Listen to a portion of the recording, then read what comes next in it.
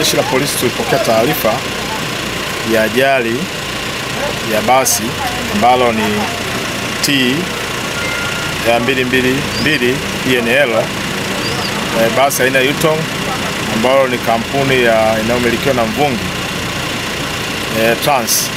Basi hilo lilikuwa linatoka Ugweno kwenda Dar es Salaam, likiwa eneo la Msangeni, wilaya ya Mwanga. Iliacha njia na kupinduka na kusababisha vifo vya watu 7. Kati yao 7 wanaume 2 na wanawake 5. Kati ya wanawake 5 kuna mtoto mmoja wa miaka 2.5. Chanzo cha ajali hiyo ambayo imetokea saa 12:45 za alfajiri leo tarehe 3/4/2025 ni uzembe wa dereva wa gari ya basi ya Mvungi Trans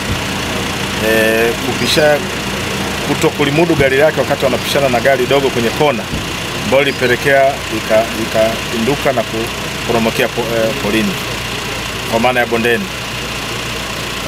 Mtuhumiwa kwa maana ya dereva aliyekuwa anaendesha hiyo gari amekamatwa, na hadi sasa tunao majeruhi 42 ambao wanaendelea kupata matibabu katika hospitali. Wapo ambao wamepelekwa KSMC, wapo ambao wamepeleka zahanati ya Kifura, lakini wapo wengine ambapo hospitali ya Mwanga wakiendelea na matibabu.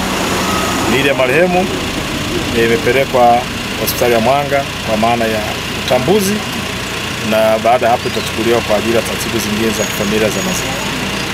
Wito wangu ni kwamba madereva, kipindi hiki ni kipindi cha mvua na kuna kona kali, kwa hiyo kuchukua tahadhari kwenye kona, kwa sababu ajali ile ingeweza kuepukika kama yule dereva wa hiyo basi angeweza kuchukua tahadhari, kizingatia ni kwenye kona, na kitendo cha kupanua na ikajikuta na titia kwenda huko polini ingeweza kuokoa maisha ambayo roho za watu wamepotea ambazo zingeweza kuokolewa.